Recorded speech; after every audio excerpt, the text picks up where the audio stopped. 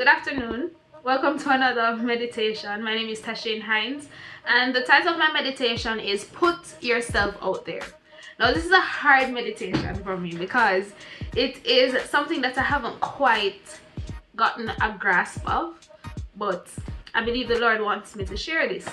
Now, I strongly believe in self-preservation. What do I mean by that? What I mean is that I believe in cutting you off before you cut me off. I believe that if you hurt me, I must get a chance to hurt you, after which I dismiss you for good. But that is totally against the character of Christ and ergo a Christian, right? Sadly, we live in a society that tells us that we should put ourselves first, and it's sad because as Christians, as human beings, that's quite the opposite that we should do, right?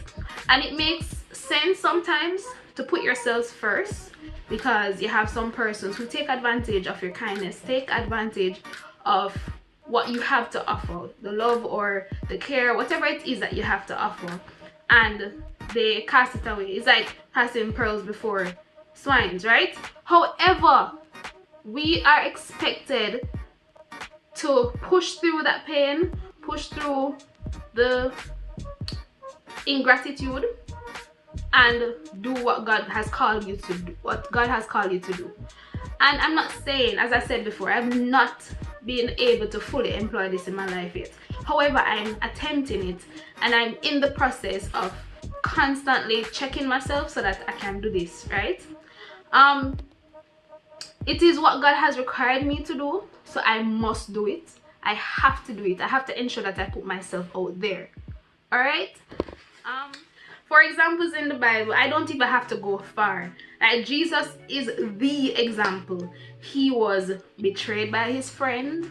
He was sold by his friend. He was ridiculed. He was made fun of, everything.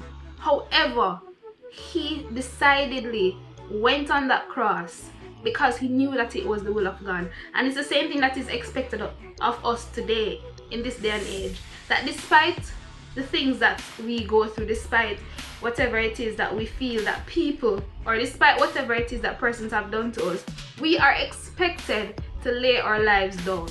And I'm not saying physically lay your life down, but lay your life down in the sense of loving them, praying for them. And of course, God don't answer bad prayers, so definitely your prayers must be those that are uplifting. Remember that you also have shortcomings, and Jesus recognized that, and he is actively, continuously, consistently making intercession on our behalf. And as I said before, we should also do the same, extend that level of grace to persons. So my encouragement to you this afternoon is to put yourself out there. Love persons how they are supposed to be loved, not according to your standards, but according to the standards of Christ. Have an excellent day. Thank you.